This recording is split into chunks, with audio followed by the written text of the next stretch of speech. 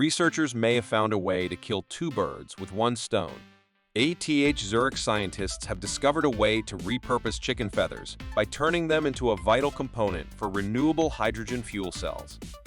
Instead of becoming waste that's incinerated and contributing to the pollution problem, the feathers could replace the non-biodegradable and toxic forever chemicals used to manufacture hydrogen fuel cells, effectively solving two problems with one solution.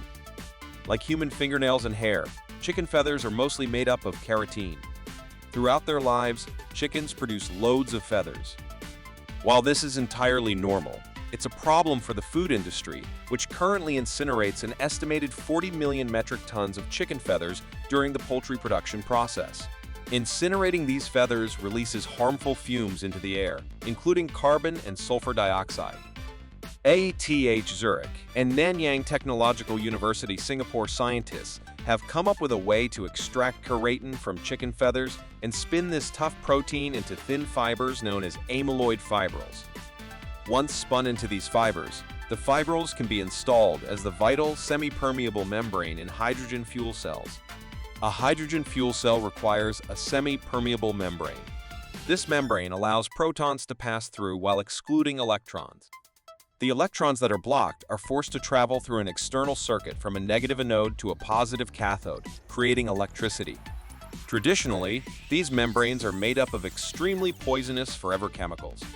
The semi-permeable membrane that ETH and NTU researchers developed is mainly composed of biological keratin. Chicken feathers are 90% keratin, are available in large quantities, and are environmentally compatible. As such, the membrane manufactured in the lab is not only less toxic, but already as much as 3 times cheaper than traditional membranes for hydrogen fuel cells. I've devoted a number of years to researching different ways we can use food waste for renewable energy systems. Rafael Mazenga, professor of food and soft materials at ETH Zurich, said, "Our latest development closes a cycle.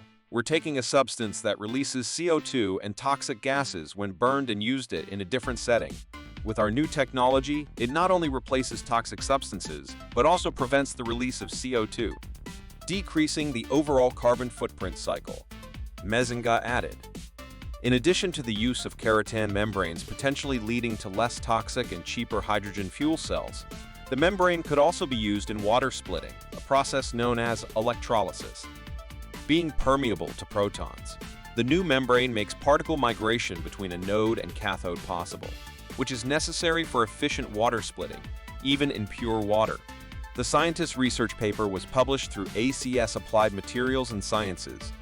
Thanks for tuning in. Before you go, make sure to leave us a comment, hit subscribe, and grab our newest ebook at the link below.